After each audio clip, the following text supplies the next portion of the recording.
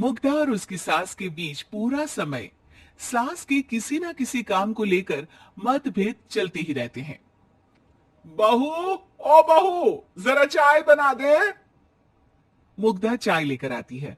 ये लीजिए, और कुछ चाहिए? अरे नहीं, बस चाय पीने का मन था। जाओ, तुम दूसरा काम करो। चाय पीने की थोड़ी देर बाद सास दोबारा मुग्धा को आवाज लगाती है। अरे बहू रे, आओ बहू, जरा हलवा तो बना दे। मीठा खाने को मन हो रहा है। इसी तरह मुग्धा की सास पूरा समय कोई ना कोई काम बताकर उसे रसोई से बाहर तक निकलने नहीं देती।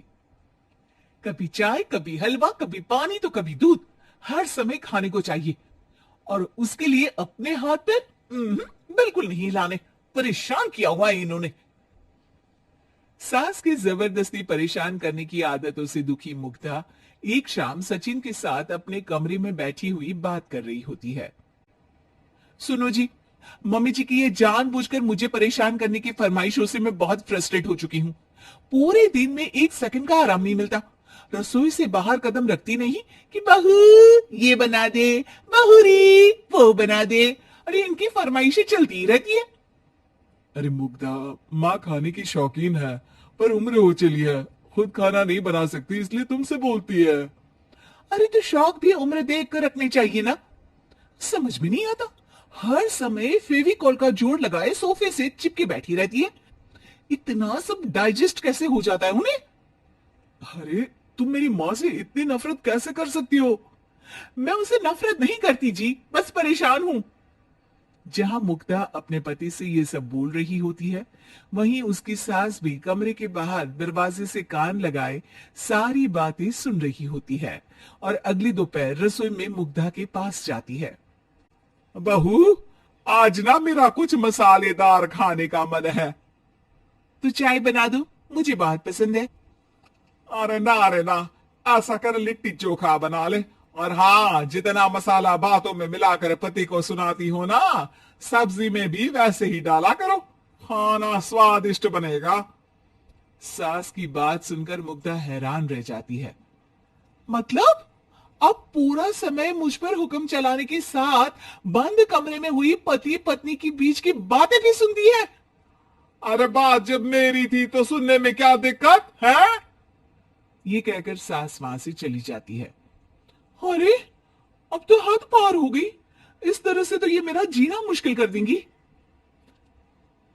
मुग्धा सास की हरकतों से परेशान उसका हल सोचने लगती है और इसी तरह कुछ दिन बीत जाते हैं, जिसमें सास का जन्मदिन आता है। मुग्धा बहुत खुशी के साथ अपनी सास को एंड्रॉइड मोबाइल गिफ्ट करती है। मम्मी, आपको सबसे बात करने के लिए बहुत दिक्कत होती है ना? कभी सचिन तो कभी मुझे बोलना पड़ता है, पर इस मोबाइल से आपको कोई दिक्कत नहीं होगी। एक जगह बैठे बैठे बहुत कुछ कर सकती हैं अब आप। मोबाइल देख सासू माँ खुश हो जाती है, पर उसे इस्तेमाल करना तो आता नहीं, इसलिए साइड में रख देती है। जिसे देख मुग्धा घर का सारा काम छोड़ मोबाइल सेट कर सास को इस्तेमाल करना सिखाने लगती है, जिसके बाद अब सास पूरा समय मोबाइल में ही लगी रहती है। हाय, जब से मम्मी को मोबाइल मिला है मेरी लाइफ में कितनी शांति आई है। अच्छा है, इसी तरह बिजी रहे तो मैं भी सुकून की जिंदगी जी पाऊंगी। अब मुग्धा जब मन करे काम करना, जैसा चाहे वैसा खाना बनाकर खाना, पूरा समय रिलैक्स और खुश रहने लगती है। क्या बात है, आजकल तुम बहुत चहक रही हो। अरे मम्मी जी से छुटकारा जो मिला है, अब ना फरमाइशें ना छुप छुप कर बातें सुनना। अच्छा, तो मोबाइल गिफ्ट करने की ये स्कीम थी। इसी तरह दिन बीतते हैं और अब मोबाइल पर लगी सास फरमाइशों की जगह सवालों के लिए बहू को आवाजें लगाना शुरू कर देती है।